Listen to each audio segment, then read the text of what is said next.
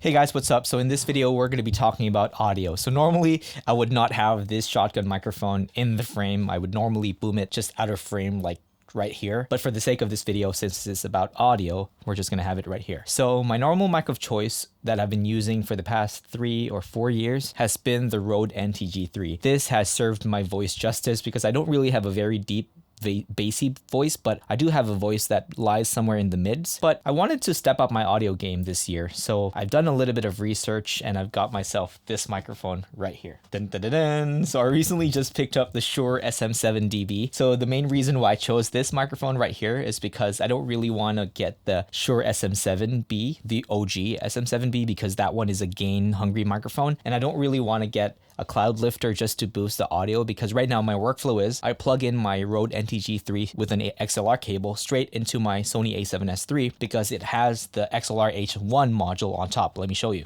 Okay, so that's me right there. So as you can see, this is my a7S III, and on top right there, that is the Sony XLR-H1, which I've been using for years. So I love that thing because it is such a workhorse of a piece of gear. It can plug in multiple sources of audio, and I just love being able to just hook up my NTG3 straight into this device right here. So enter the new microphone in question, which is the Shure SM7DB. So the main difference of the SM7DB against the OG SM7B is that this has a built-in preamplifier inside. So based on the back, it says that you can choose between plus 18 dB or plus 28 dB, which is wonderful because now I will not have to buy a cloud lifter or a FET head to boost the audio of this microphone right here. So again, just to reiterate, I'm using the Rode NTG3 plugged straight into my Sony a7S III with the Sony XLR-H1 on top. So right now, my gain level, I've split 2 channels so I can basically have a safety track. One is on 2 dBs and the other one is on 3 dBs. So again, this is an audio test with this microphone into my a7S III. So in the next part of this video, I'm going to be using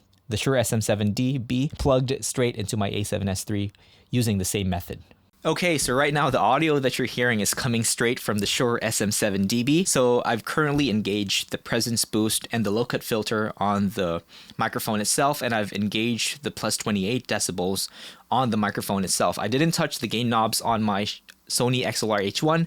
I've kept everything the same as how I used it with the Rode NTG3. So how does it sound like, guys? This is actually pretty exciting for me because I've been contemplating on getting this microphone for a very long time, but after watching so many videos of people recommending this microphone, I just decided to just step onto the bandwagon and just pick up one of these.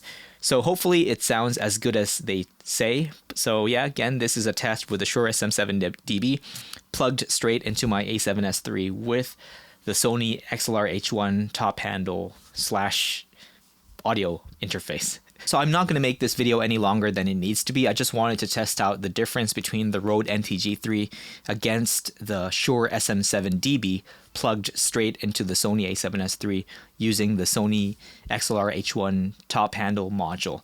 So what do you think? Do you prefer the sound coming from the Shure SM7DB? Or do you prefer the microphone that I've been using for 4 years straight, the Rode NTG3, which I usually have boomed off frame on top right here?